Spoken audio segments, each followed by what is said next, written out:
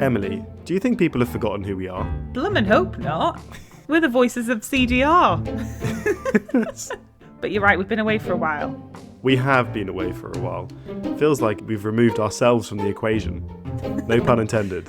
Well, I mean, not very permanently, though, because we're not even been away a year. That's true. If you were carbon that had been removed, Tom, what method do you think would have been used to remove you from the atmosphere? I would say I'm soil carbon. I'm some soil carbon sequestration. Why is that? Because I'm back. That's probably who I'd be. What about you? I reckon I'd be like some kind of deep sea carbon removal, because people don't know much about me. And I'm a bit salty sometimes. Brilliant. Should we get into it? Let's do it.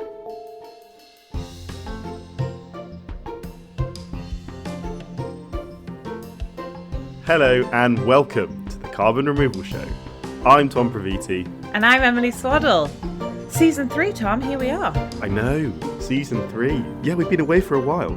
We have indeed been away from your ear holes for a whole year, and a lot's changed in the world of carbon removal, and I, for one, am very excited to be back and to share some of what's been going on with all of you.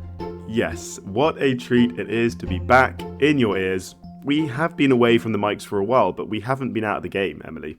We've been following the growth of the industry every step of the way, and over the next few episodes, we're going to be tackling some new topics, revisiting old themes, and taking the temperature of carbon removal today. Spoiler alert, things are heating up. That's right. CDR is hotting up so that planet Earth can cool down. Yes, moving away from the puns and into witty wordplay now, I see. It's all witty wordplay, Tom. That's what we're here for. In seasons 1 and 2, we gave you the lowdown on what carbon dioxide removal is, why it's important, and how we do it. If you're new here or you need a bit of a reminder of any of that, do go back and take a listen. We'll still be here when you're done. And if we've learned anything over the past few years on this show, it's that we need CDR, and we need it on a much bigger scale than we currently have it. So season 3 is going to focus on the question of how do we get there.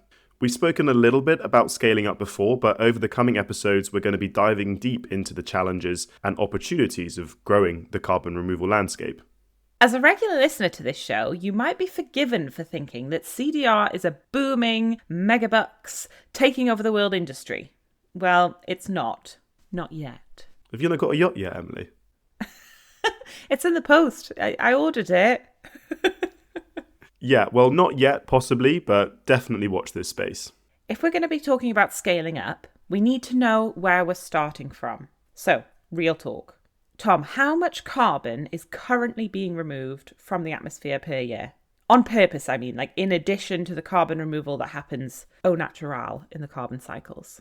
Well, according to the State of Carbon Dioxide Removal 2023, which is a report put together by the University of Oxford and a whole bunch of top international researchers, every year human activity helps remove roughly 2 billion tonnes of CO2.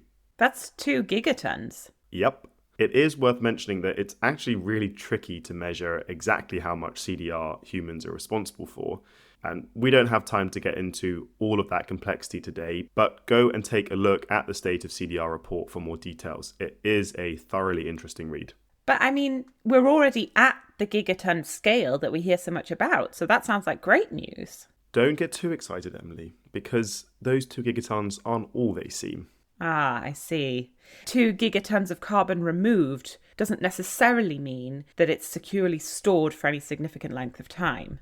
So what are we aiming for when we're talking about scaling up? Well, that all depends on how much we manage to reduce emissions in the coming years. But again, going back to the State of CDR report, we're going to be needing to remove in the region of anywhere from 5 to 10 gigatons per year by 2050 if we want to keep global temperatures in line with the Paris Agreement.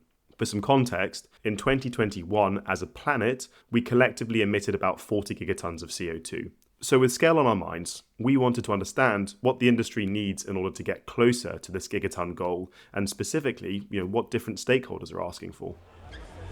Our curiosity took us to Basel, Switzerland back in April this year for a conference hosted by Carbonfuture. It was top quality mingling, a true who's who of European CDR. Everyone from EU policymakers setting the EU's net zero target to institutional buyers to carbon removal projects. The event was designed on the themes of trust and collaboration, bringing together stakeholders from across the industry to celebrate what's been done so far, assess where we are, and understand how we can collectively move forward. Carbonfuture is perhaps in the perfect position to bring all these actors together, given that they offer both MRV services, that's monitoring, reporting and verification, just in case you needed reminding, and act as a marketplace for durable carbon removal credits. While the various speakers touched on many different themes, all roads ultimately led to scaling up. And the big question of scaling up quickly got more specific thanks to your earlier point on durability, Emily. Based on the data from the State of CDR report, the 2 gigatons of CO2 currently being removed annually is almost entirely made up of so-called conventional management of land. That's things like afforestation or reforestation. Yeah, I remember the graphic from the report that was shown on the screen at the event. It's a bar chart that breaks down the 2 gigatons. It sort of went the full width of the screen, mostly in one colour, and then right at the end, a tiny little sliver, let's be honest, it was just a line really, that was in a different colour. And that little line represents removals from what the report calls novel CDR. So that's BECCS, biochar, DAC, stuff like that. Exactly. And this is why the scaling up chat had to get specific. As we've already addressed many times in this podcast, while the conventional land-based approaches have many benefits, they also have drawbacks. Notably, they're generally less durable than novel or more tech-based approaches, and they also tend to require significant resources, particularly land. And this limits the degree to which they can be massively and rapidly scaled up.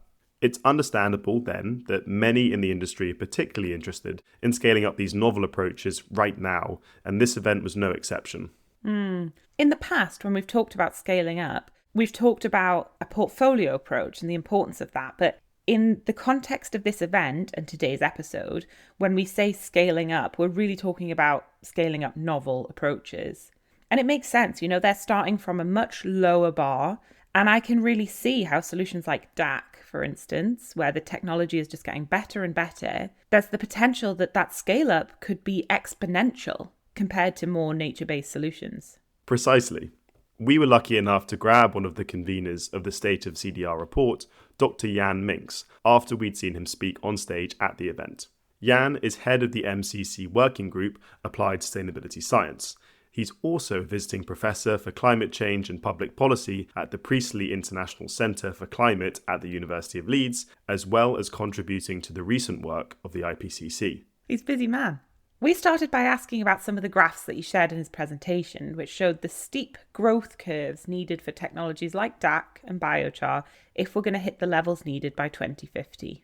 We saw, for example, for direct air capture, to hit those 2050 marks on the slide, you would need continuous growth of at about 50% per year. And as I highlighted before, that's faster than most of the technologies across the board that we've seen so far. The sort of overall picture is really drastically showing the amount of scaling up that has to happen. And there are obviously barriers that we talk about in terms of what gets in the way of that scaling up. What are some of the things that seem most important to you, and maybe even some of the things that people aren't talking about as much? I mean, at the moment, the biggest is policy, right? So we don't have a lot of policy action going on. This is currently changing. But I think unless you have really a demand pull, those technologies will not pull off. So I think that's the single most important one. But there are various scarce resources involved: biomass, land, also geological storage space. And there, of course, we need to recognize that those various CDR methods are competing on the one hand, but also they are competing with other conventional mitigation technologies. We'll be hearing from Jan again later on in this episode with some of the policy mechanisms he thinks might help the space grow.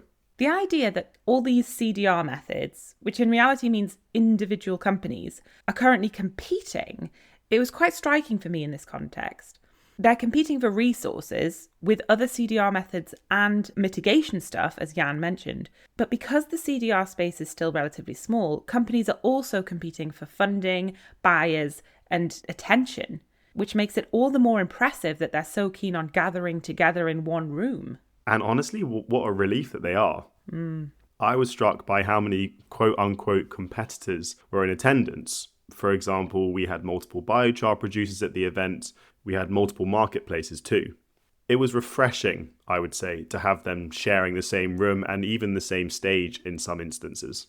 As Hannes Junginger, co-founder and CEO of Carbonfuture, pointed out, events like these are vital to help the space develop. In particular, they can be a useful first step in building trust and hearing from different stakeholders. In the carbon removal industry, we are at a very exciting moment at this time, right? We are getting ready to scale up the industry from a very early stage setup in the last 3 years with a lot of innovation and individual entrepreneurs into a situation where we have policymakers, we have investors, we have the general public and science coming together and starting with a consistent narrative to talk about carbon removal. And so we thought it would be amazing to bring together all these innovative and influential voices in the industry, specifically in Europe, but also in the US, to gather a whole day and learn from each other and really start and spark new collaborations and start this scaling up the industry from a new level. And we, from Carbonfuture, as a platform that is operating industry-wide with our MRV system and also with our trading system, we are anyway kind of at the center of these actors, so we wanted to bring them together in one place. In that position, what challenges do you see for people across the industry that you hope today is going to help to solve? There are various challenges. So what we are trying to solve is really helping to agree to common standards and to processes that can make the actions transparent and auditable and really infuse trust in the whole value chains in order to make this industry scalable. Because without trust, you don't get financing. And in the end, you also can't justify that the action you are claiming that you have done is actually being done and not claimed elsewhere as well, this double counting, double claiming. So that is one thing why we think we are providing a valuable tool to the industry where people and actors in this industry can interact on our platform and provide data and transparency into their activity that makes collaboration possible because you can't do it alone. You've talked about trust, and I do totally understand the importance of that in this growing industry. Do you think there's something about like physically coming together and meeting people face to face? Do you think there's something to that actually helps build that trust that's integral to the industry? Yes, I think so. I mean, we are humans. We want to relate to other humans. We want to feel part of a group.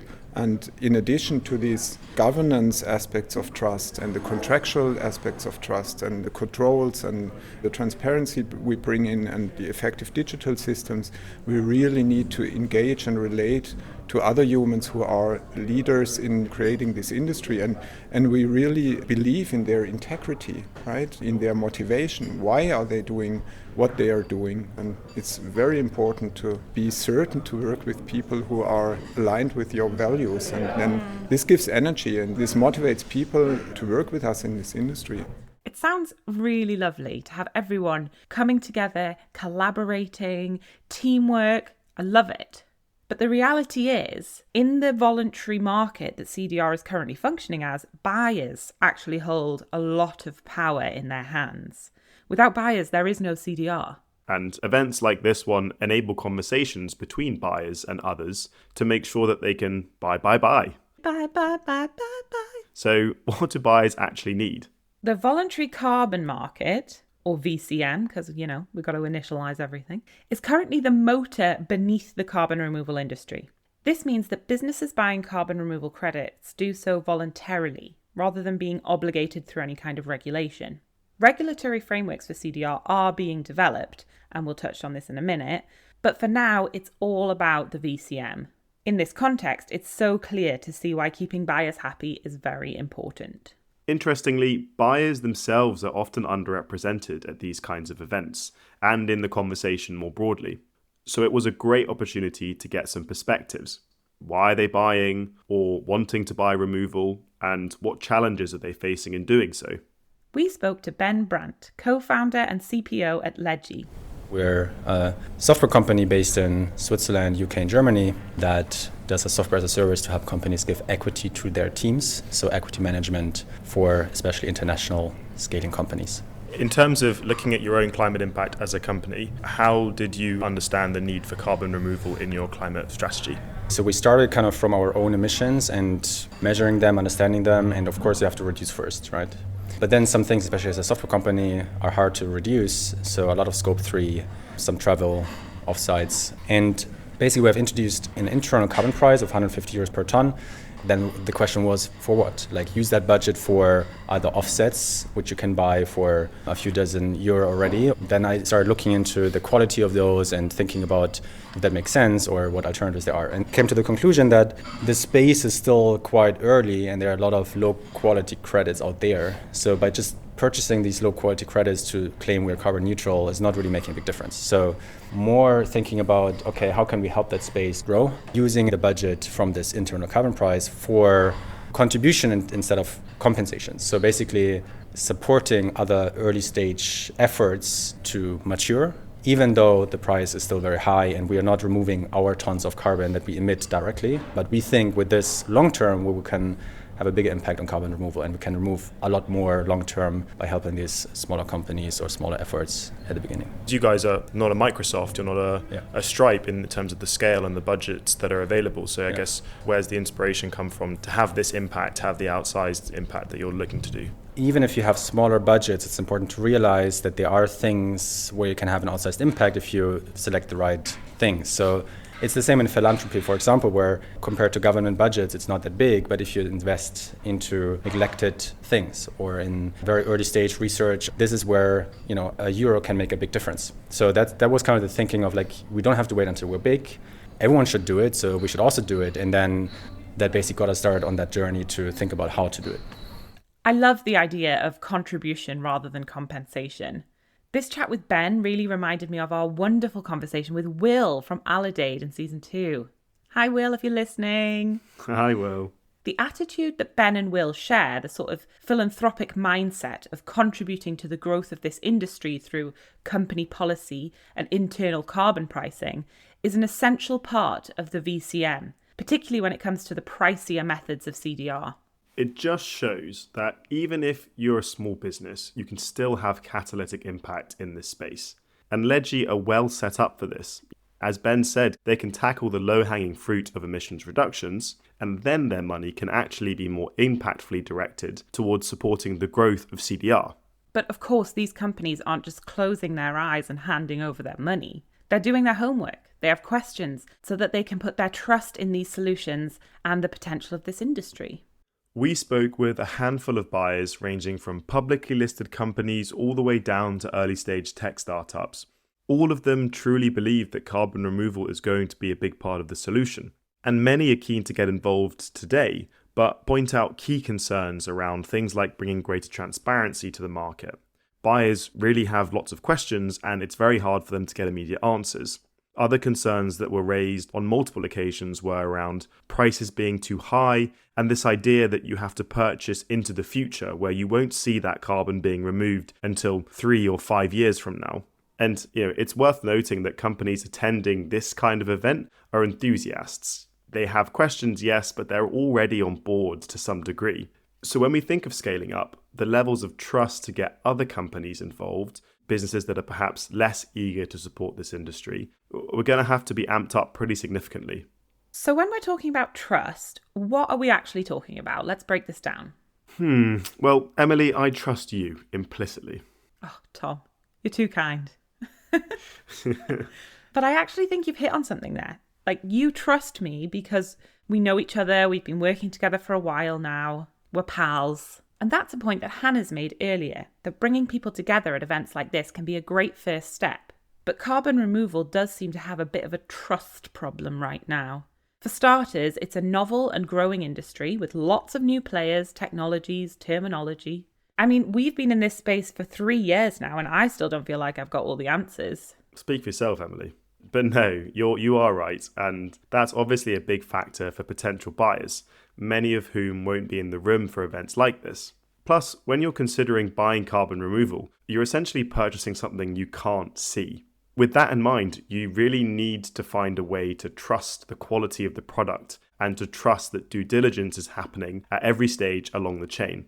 Few potential buyers are going to have the expertise, never mind the access or time to do that for themselves. Yeah. So MRV is obviously a big part of this, right? Ah, you mean moving, removing and vanquishing? Otherwise known as monitoring or measuring the carbon removed, reporting that data, and verifying it according to established standards and protocols. Thanks, Tom. It's really the backbone of credibility in the carbon removal space. Without robust MRV systems, it's hard for us to trust that the carbon removal projects are actually doing what they claim. And I know we're going to be diving deeper into MRV at a later date because it's so important. And we hear that a lot of you listeners have big questions about it. I do too. Yes, I'm very much looking forward to that. But I think the question of trust runs even deeper. After all, the best MRV in the world is useless if potential buyers don't understand it or believe that it's credible. Like carbon removal itself, MRV relies on technologies that the layperson is unlikely to understand, and there are a lot of companies out there with different visions for what good MRV looks like. There are also big questions around who should be responsible for MRV in the first place.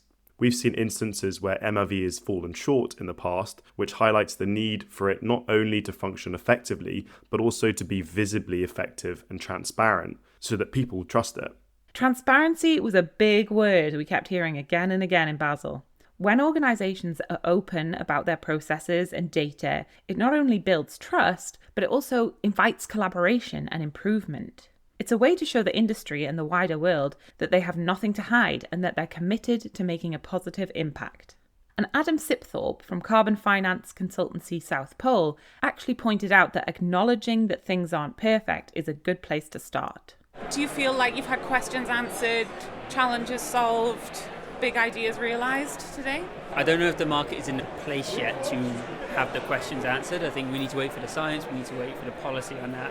What I thought was really interesting is both on the policy side and the market side, there's kind of a acknowledgement that, it's not perfect today, but we need to start. And I think that's the key message I'm taking away. Companies are ready to start now, and they're ready to be honest with what they're purchasing, honest with what they're buying, which is exactly what we need in this space, and honest with how they use any commitments or investments in this space as well. Adam reminded me that buyer motivation is a big part of this, which also ties in with Ben Brandt's point from earlier.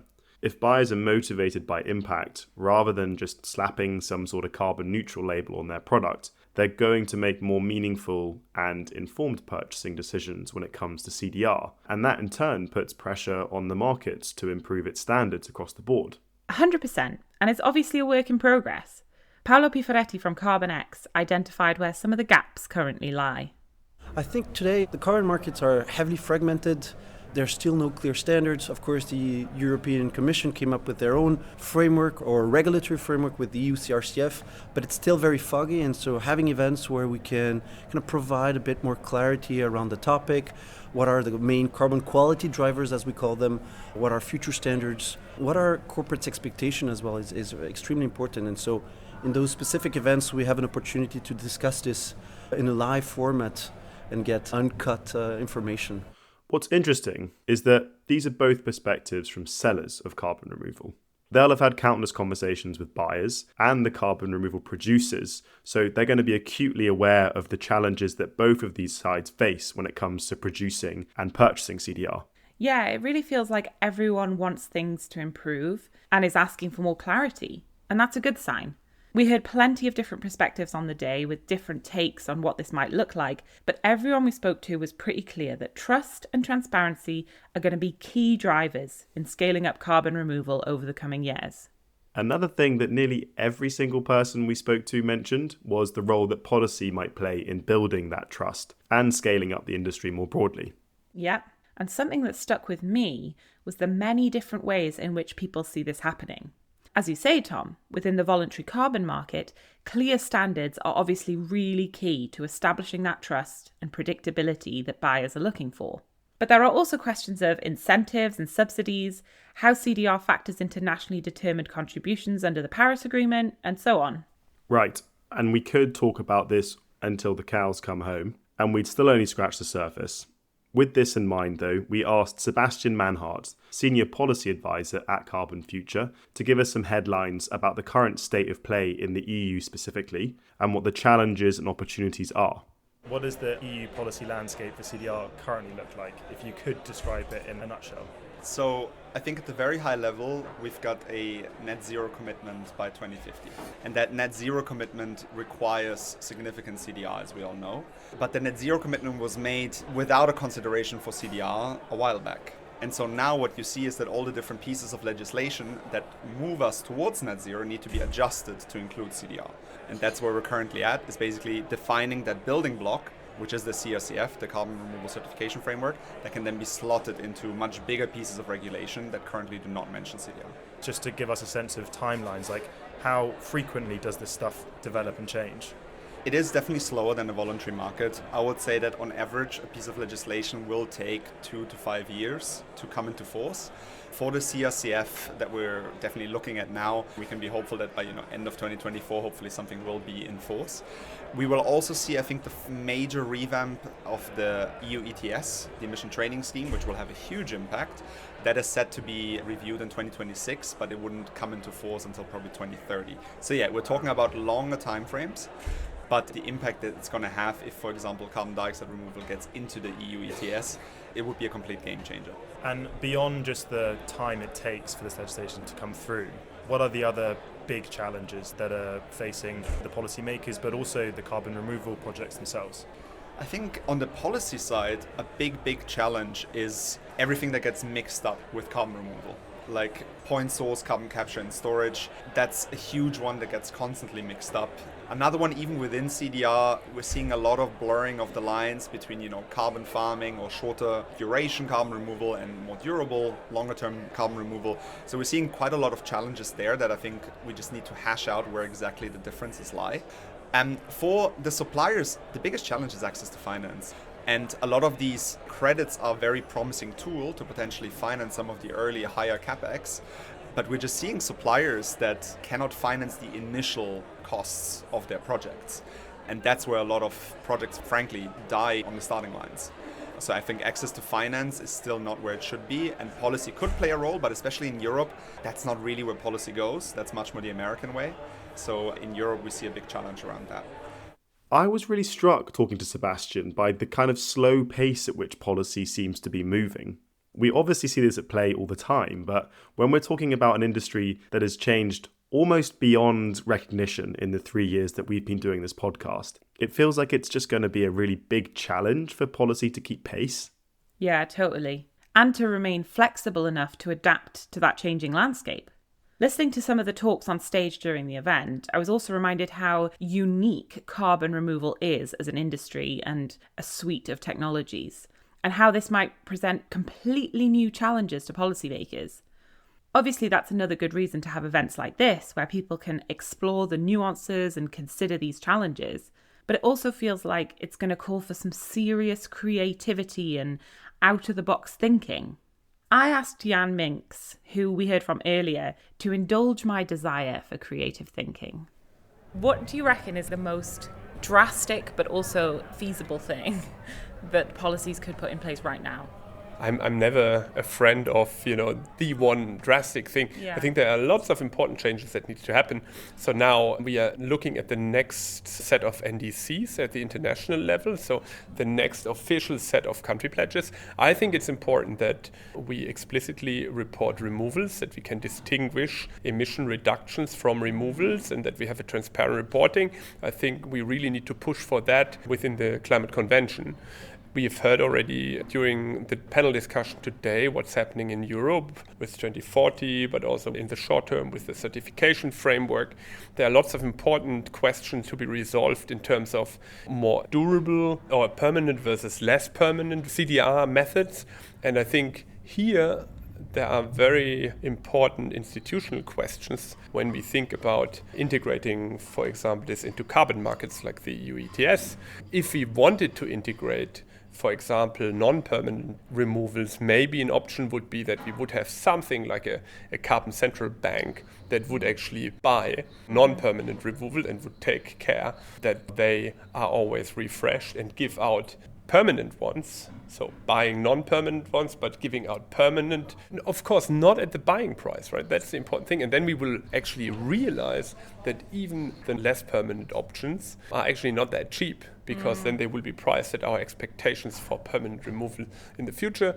And that really, I think, would also be important because, you know, we have a problem with low quality offset markets. And so something like that, you know, are things that we could consider. But I would say that's a radical idea.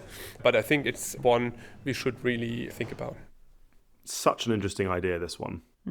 The question of how to reconcile credits with vastly different levels of durability is obviously a huge challenge, and I, for one, really appreciated hearing an innovative suggestion to tackle the problem. Yeah, totally. Obviously, we weren't going to come away with like all the big answers to all of the policy challenges, but I certainly think that we have a slightly better sense of the questions, and I feel that my appetite has certainly been whetted to dive into this in the future. Such a tease, Emily. Having come away from that event and reflecting on all of the key challenges around scaling up, Emily, you had quite a nice way that you put it in a sort of flow diagram. Yes, the visual aid of a flow diagram is going to work great in our audio podcast. But we're going to try. This is how I see it. So, in order to scale up, we need more people buying CDR. So we need orders of magnitude more buyers. And in order for those buyers to feel comfortable doing that, we need transparency. And in order to get that, we need these standards, we need the MRV. And in order to get that, we probably need good policy and regulation on this. This is how my flow diagram's going. A virtuous loop, some would say. Well, you know, it's nice to like have a plan. I feel like that's what CDR needs right now, is a bit of a plan. We've got a lot to think about following our little trip to Basel. Wonderful little trip that it was. It's given us a lot of food for thought. I had a great time, and I was also particularly pleased to receive an email a little while after the event confirming that Carbonfuture had purchased durable carbon removal credits to offset ours and our fellow attendees' emissions associated with the trip. We'll put the full details about this in the show notes because it's a great practice and I, for one, really appreciated it. Yeah, same here. It really did help to make our time in Basel all the sweeter, I would say. That and the extremely large pizzas that we had on our second evening. I think also maybe on our third morning, those pizzas lasted forever. Yeah, my stomach's still recovering. But thank you so much to Carbonfuture for covering our attendance and travel costs so that we could be at the event. And we certainly got a lot out of it. Thanks, Carbonfuture. So over the coming episodes, we're going to be exploring some of the themes that we've touched on here in a little more detail, all guided by that question of how to scale up. Yes. And I keep thinking of those steep growth curves we mentioned at the start of this episode, the ones Jan Minks presented and that you can find in the State of CDR report. I know that this is a podcast, so we can't actually show them to you, but as a visual, they really do help to emphasize the challenge ahead.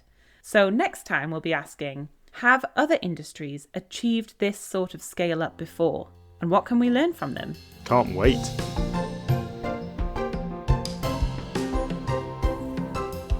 Big thank you to everyone who makes this show possible. Our researcher and fact checker, Henry Irvine. Our graphic designer, Reke Campbell. Our composer, Sam Carter. Our producer, Ben Weaver-Hinks. And our executive producer, Sam Floy. I've been Emily Swaddle. And I've been Tom Praviti. Thank you so much for listening.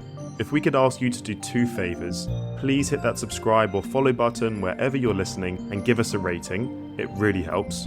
And if you enjoyed this episode or learned something new, please do us this favour and share it with a friend or a colleague.